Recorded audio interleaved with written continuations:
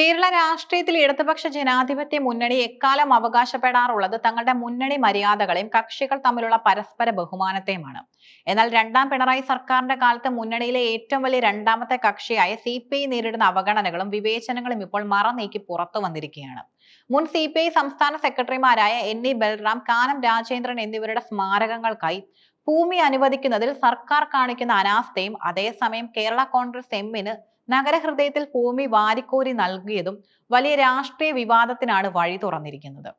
തിരുവനന്തപുരം നഗരത്തിലെ ഏറ്റവും VIP മേഖലയായ കവടിയാറിൽ അന്തരിച്ച കേരള കോൺഗ്രസ് എം നേതാവ് KM മാണിയുടെ സ്മാരകത്തിന് 25 സെന്റ് സർക്കാർ ഭൂമി അനുവദിച്ചതാണ് CPIയെ ചൊടിപ്പിച്ചത്. കേവലം സ്ഥലലഭ്യത മാത്രമല്ല ഇവിടെ പ്രശ്നം, മറിച്ച് ആ ഭൂമി നൽകിയ വ്യവസ്ഥകളാണ് CPI പ്രവർത്തകരെയും നേതാക്കളെയും ഒരുപോലെ ഞെട്ടിക്കുന്നത്. നഗരമധ്യത്തിൽ സെന്റിന് കോടികൾ വിലമതിക്കുന്ന സ്ഥലത്താണ് R1 വെറും 100 രൂപ നിരക്കിൽ സർക്കാർ ഭൂമി വിട്ടു നൽകിയത്. അതായത് മാസത്തിൽ വെറും 900 രൂപയോളം മാത്രം വാടക നൽകിയാൽ മാണി ഗ്രൂപ്പിന് ഈ ഭൂമി കൈവശം വയ്ക്കാം.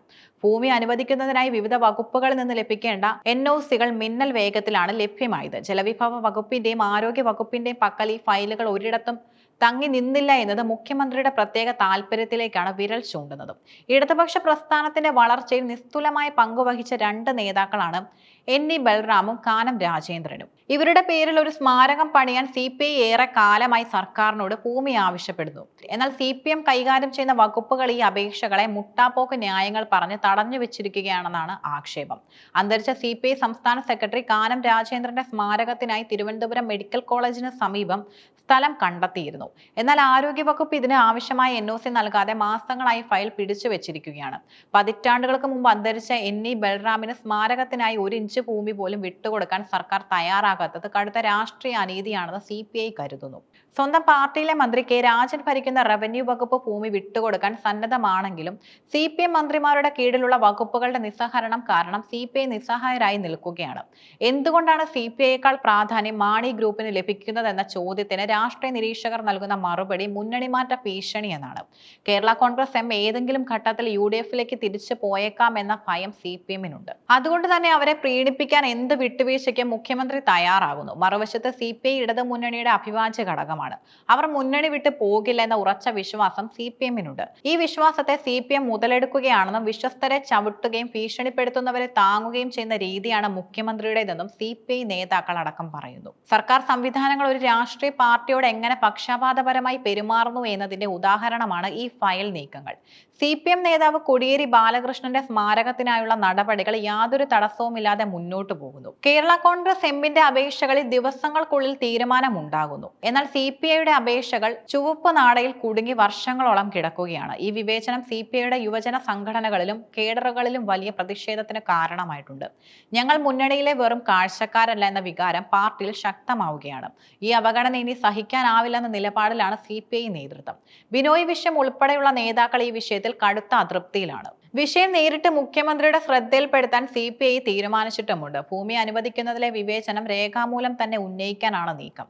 അടുത്ത മുന്നണി യോഗത്തിൽ ഈ വിഷയം ഒരു പൊട്ടിത്തെറിക്ക് കാരണമായേക്കും. മുന്നണി മര്യാദകൾ ലംഘിക്കപ്പെടുന്നുവെന്ന ഗൗരവകരമായ ആരോപണം CPI ഉയർത്തും. മന്ത്രിസഭയ്ക്ക് അകത്തും പുറത്തും ഈ വിവേചനത്തിനെതിരെ ശബ്ദം ഉയർത്താൻ പാർട്ടി ഘടകങ്ങൾ ആവശ്യപ്പെടുന്നുണ്ട്. ഭൂമി അനുവദിക്കൽ എന്നത് കേവലം ഒരു റിയൽ എസ്റ്റേറ്റ് ഇടപെടലല്ല, മറിച്ച് അതൊരു രാഷ്ട്രീയ സന്ദേശമാണ്. വിശ്വസ്തരായ പങ്കാളികളെ അവഗണിക്കുകയും തരംതാണ പോലെ കൂടുമാറുന്നവരെ പ്രീണിപ്പിക്കുകയും ചെയ്യുന്നത് ഇടതുപക്ഷ രാഷ്ട്രീയത്തിന്റെ അന്തസത്തയ്ക്ക് നിരക്കാത്തതാണ്. CPIയെ പോലെ ഒരു കേഡർ പാർട്ടിക്ക് തങ്ങളുടെ നേതാക്കളുടെ സ്മാരകങ്ങൾക്കായി ഇത്രയും അധികം യാചിക്കേണ്ടി വരുന്നത് ആ പാർട്ടിയുടെ ആത്മാഭിമാനത്തെ മുറിപ്പെടുത്തുന്നതാണ്.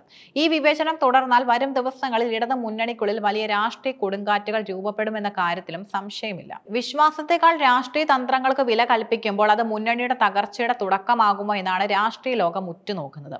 കേരള കോൺഗ്രസ് എമ്മിന് ഭൂമി അനുവദിച്ച നടപടി മുന്നണി മര്യാദയുടെ ലംഘനമാണെന്നാണ് CPIയുടെ പ്രാഥമികമായ ഔദ്യോഗിക പക്ഷം.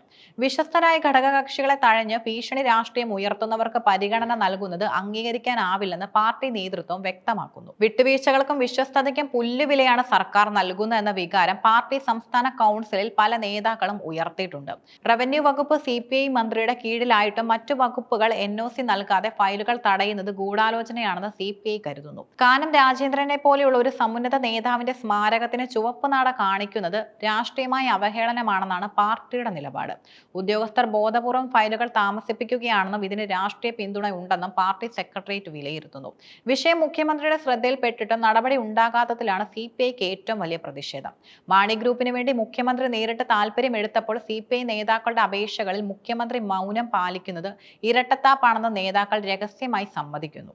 വരാനിരിക്കുന്ന LDF യോഗത്തിൽ ഈ വിഷയം ഔദ്യോഗികമായി ഉന്നയിക്കാനും വിവേചനം അവസാനിപ്പിക്കണമെന്ന് കർശനമായി ആവശ്യപ്പെടാനും CPI സംസ്ഥാന നേതൃത്വം തീരുമാനിച്ചിട്ടുണ്ട്. ചുരുക്കത്തിൽ അർഹമായത് ചോദിച്ചു വാങ്ങാനായി മുന്നണി വിടുമെന്ന ഭീഷണി ഉയർത്തേണ്ടി വരുന്നത് രാഷ്ട്രീയ അധപതനമാണെന്നും വിശ്വസ്തതയെ ബലഹീനതയായി കാണരുതെന്നുമാണ് CPIയുടെ ഔദ്യോഗിക നിലപാട്.